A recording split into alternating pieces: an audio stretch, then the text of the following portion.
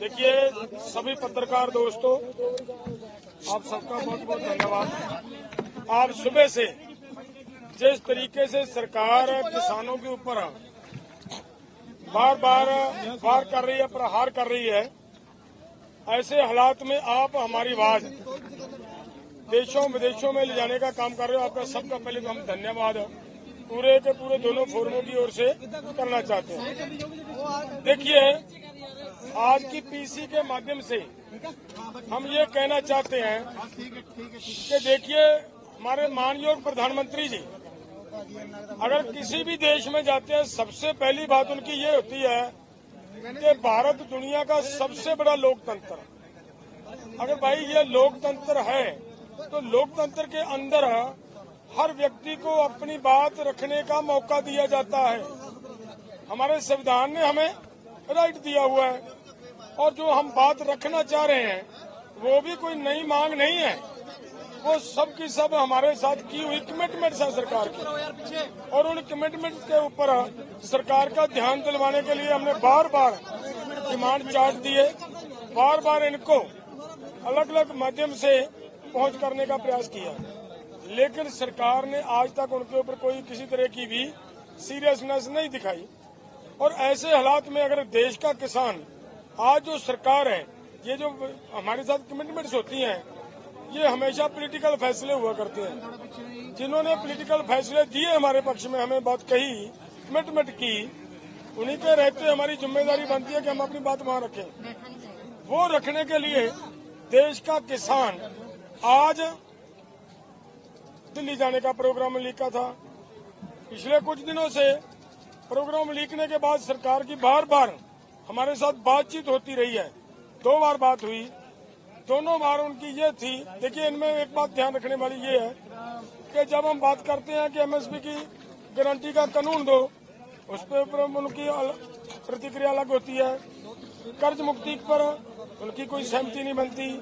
Doctor Swaminathan की report पर उनकी कोई सहमति नहीं बनती। WTO का जब मुद्दा आता है तो ऐसा लगता है जैसे सरकार को सांप सूंघ गया हो। ऐसे हालात में अगर हमारी ये डिमांड हमारे साथ बातचीत करने का क्या औचित्य बनता है? जब तक जो बातें कही हैं, देखिए ये कह दें, वो कह रहे हैं, मंत्री जी भी कह रहे हैं, कल मैंने सुनी उनकी बात, वो कह रहे हैं हमने इनकी बहुत सारी बातें मान ली गई हैं। एक भी मांग नहीं मानी।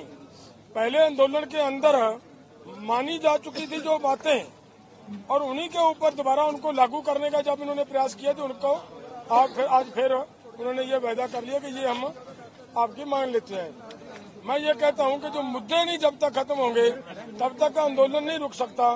तो जब तक आंदोलन नहीं रुकेगा तो आंदोलन के दौरान ऐसे समस्याएं खड़ी होती रहेंगी। तो मेरा मतलब कहने का ये है कि अगर इतना बड़ा लोकतंत्र की बात करती है हमारी सरकार, तो ये आज उनको दिखना चाहिए कि यहाँ पे जब किसान जिन्होंने पूरे देश को अनाज खिलाने का काम किया है, और जो हमारी सरकार अदर स्टेट कंट्रियों से मांगने के लिए जाया करती थी, कभी उनको सेल्फ डिपेंडेंट किया किसानों ने, इतनी मेहनत की, और आज वो किसान देश के राजधानी में जाना चाह रहे थे और उनके ऊपर ये इस तरीके का हमला करना। और मैं ये कहना चाहता हूँ, जिस तरीके का हमला किया, हमारे लगभग 60 के करीब नौजवान घायल कर दिए गए हैं आज के इस घटनाक्रम में, और उन्होंने पूरा जबर का मुकाबला सब्र से किया है। वो समझदार बन चुके हैं कि हमने आंदोलन जीतना है।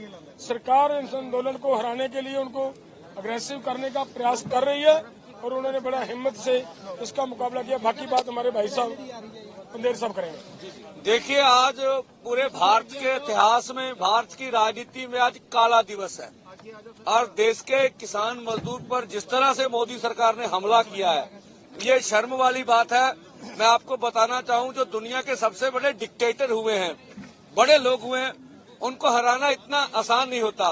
पंजाबी में हम बोलते भी अपनी मड़ी आप पुट लेंदे ने, तो वो अपनी मौत खुद खरीद रहे हैं किसानों पे हमला करके, जो हम देख रहे हैं। हम आज भी कहते हैं, माननीय प्रधानमंत्री जी, हम इस देश के किसान और खेत मजदूर हैं। हमारा दिल्ली के जाना आने का सवाल नहीं है, हमारा आपसे लड़ना आने का सवाल नहीं है।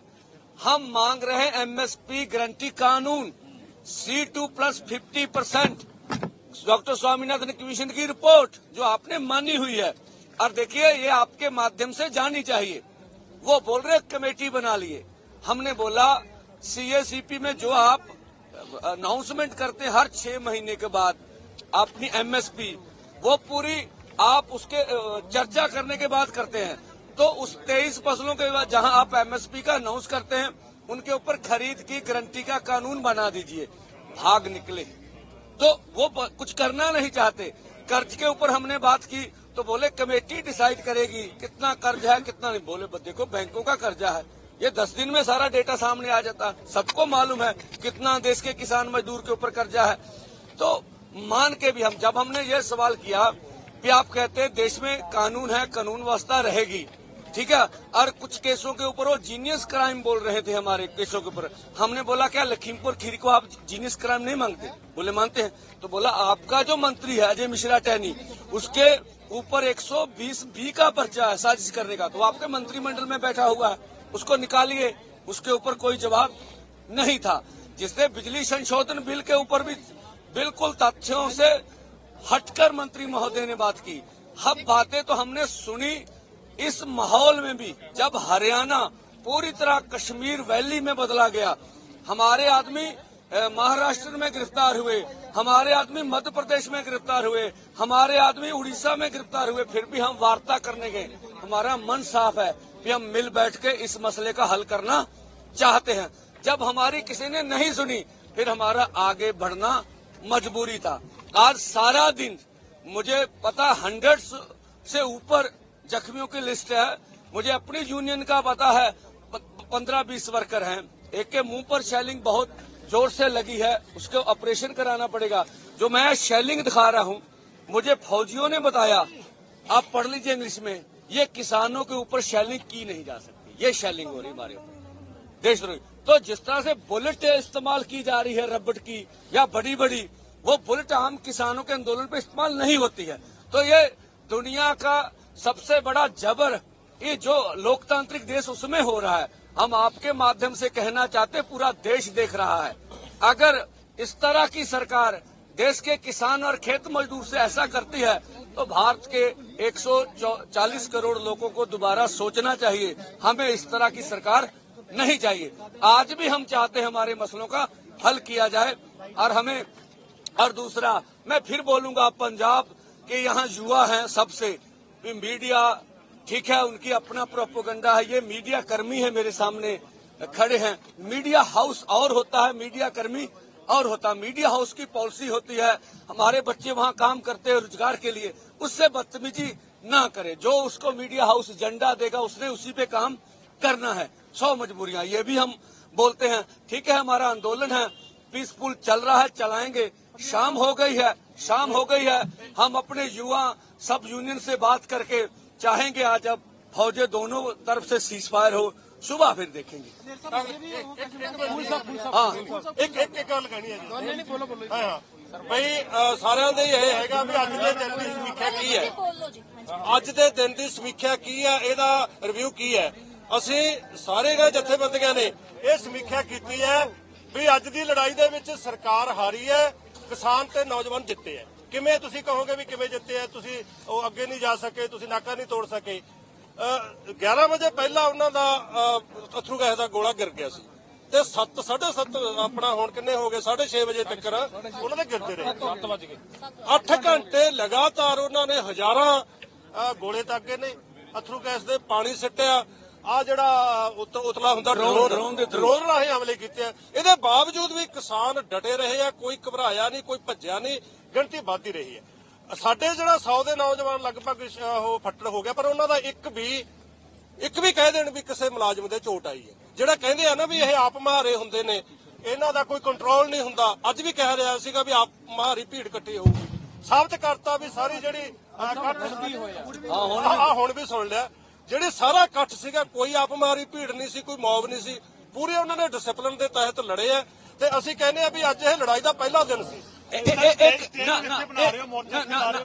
ऐसा कुछ नहीं, मैं कहना चाहूंगा ये लीडरशिप वो लीडरशिप नहीं गई जड़ा कैडर लड़ूगा आप 50 किलोमीटर पीछे बैठी हो। ये लीडरशिप पूरी तरह बेचा, और भावें बुलेट ਦੀਆਂ ਗੋਲੀਆਂ ਚੱਲਣ ਵਿੱਚ ਰਹਾਂਗੇ, ਠੀਕ ਆ। और अपने नौजवान ਨੂੰ अपने किसान ਨੂੰ ਕਹਾਂਗੇ ਪੀਸਫੁਲੀ आराम ना तहम्मुल ना इस मोर्चे ਨੂੰ जित के लेके जाना वा।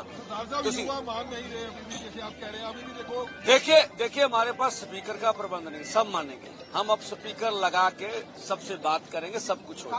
साहब आप यहाँ बैठेंगे, आगे जाएंगे, यहाँ स्टेज बनेगी क्या? देखिए ऐसा कोई निर्णय आज शाम हो गई है, सब परिस्थितियों को कंट्रोल करेंगे, कल फिर विचार करेंगे। ਕੋਈ ਮੀਟਿੰਗ ਦੇ ਲਈ ਸੱਦਿਆ ਕਿਸੇ ਲੀਡਰ ਨੂੰ, ਕਿਸੇ ਨਾਲ ਸਰਕਾਰ ਦੇ ਵੱਲੋਂ ਗੱਲਬਾਤ ਆਈ ਹੈ? ਕੋਈ ਸੱਦਾ ਨਹੀਂ ਹੈਗਾ, ਕੋਈ ਗੱਲਬਾਤ ਨਹੀਂ ਹੈਗੀ। ਅਸੀਂ ਕਹਿੰਦੇ ਗੱਲਬਾਤ ਕਰਨੀ, ਅਸੀਂ ਤੁਹਾਡੇ ਗਾੜੀ 7 ਘੰਟੇ ਸਭ ਕੁਝ ਰੱਖਤਾ, ਅਨਾਉਂਸਮੈਂਟ ਕਰ ਦਿਓ ਦਿੱਲੀ ਤੋਂ। ਜਾਣਾ ਕੀ ਹੈ ਜੀ ਕਿ ਇੱਥੇ ਮੋਰਚਾ ਲਾਣਾ? ਦੇਖੋ ਇਹ ਦੇਖੋ ਜੀ ਇਤਿਹਾਰ ਕੀ ਹੈ ਜੀ। ਦਿੱਲੀ ਕੂਚ ਆ, ਦਿੱਲੀ ਕੂਚ ਮਤਲਬ ਦਿੱਲੀ ਕੂਚ ਆ। ਹੁਣ ਆਪਾਂ ਚਾਹੁੰਦੇ ਸਟੇ ਕਰੀਏ, ਸਪੀਕਰ ਲੱਗ ਜਾਣ ਨੌਜਵਾਨਾਂ ਨਾਲ। देखिए मेरे हिसाब से ये भारत के इतिहास में, भारतीय राजनीति में, भारत के इतिहास में, भारतीय राजनीति में ये ब्लैक डे है, काला दिवस है, जब देश के किसान और खेत मजदूर के ऊपर इस तरह से हमला किया जा रहा है। अभी हंजू गैस इस्तेमाल हुआ, आपको आपकी आंखों में जिस तरह से जलन हो रही मैं महसूस कर सकता हूं। तो हम इस जलन में सुबह से 7 घंटे से खड़े हैं। मैंने लौंगोवाल साहब को देखा, अगली जीप में थे, लगभग उस जीप का शीशा फोड़ा गया, ट्रैक्टरों के बीच गोली मारी गई। अरे हमारा लीडर वहां लगातार खड़ा रहा। हमारी पूरा जितनी भी सुबह लीडरशिप है दोनों फोरमों की, वो मोर्चे के बीच है और बीच रहेगी।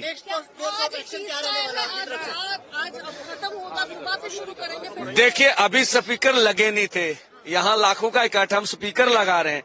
स्पीकर लगा के हम कहेंगे कि जो हम लोग को शाम में अब उधर इधर सीज पार करना चाहिए, अभी बात करेंगे और सुबह फिर अपना कार्यक्रम आगे चलाएंगे। किसी सरकारी नुमाइंदे से बातचीत हुई? दोबारा कोई बातचीत? किसी से कोई बातचीत नहीं हुई।